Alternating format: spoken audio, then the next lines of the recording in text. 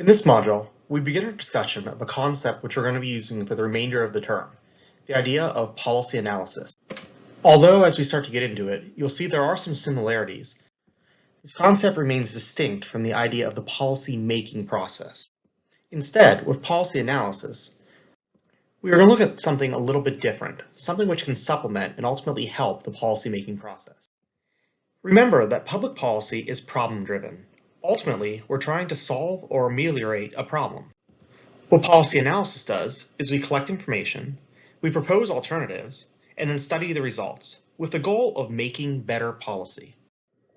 We often refer to how policy analysis is approached as the scope of the analysis. There are two main approaches to policy analysis. The first is known as the rational comprehensive approach. This approach is presented as a logical sequence of steps in which you first define the problem, you set outcomes or goals for what you want to do, you propose and then evaluate a series of alternatives, and ultimately then you make a choice and choose the correct policy options which will address the goals and solve the problem.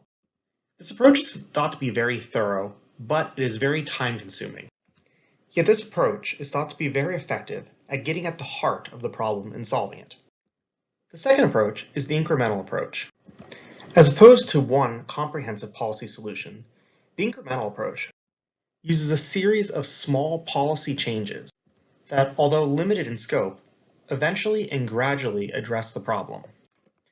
I like to think of the two as the difference between something like first aid and surgery. Surgery tends to be more invasive, but ultimately can get to the root of what the problem is, whereas first aid is almost like triage and can address smaller issues. Each approach has its own place. However, which tends to be a more realistic approach given? Consider the modern American political system, with its ideological constraints, partisanship, and the pressure from interest groups and the constituencies. Which approach do you think we're more likely to see? The answer, given these constraints, as well as time and resources, is the incremental approach. So why then should we devote the time and the resources into conducting policy analysis? The simple answer is, it results in better policy decisions being made. And better policy choices can better address the public policy problem. Now think back to the policy process model we discussed in the previous module as well as I opened with. What were the steps and stages to it? Well, first, remember, there's problem definition and agenda setting. Next, policy formulation. Then policy legitimation. Then policy implementation. Then policy evaluation. And finally, policy change. While policy analysis is meant to inform the whole cycle of policy making, there are certain steps which are better helped from it. At what points in the policy making cycle do you think would benefit from policy analysis? Take a second and think through what those steps in the policy process model were. Remember, we want to spend time and resources to really thinking through the problem and thinking through alternatives.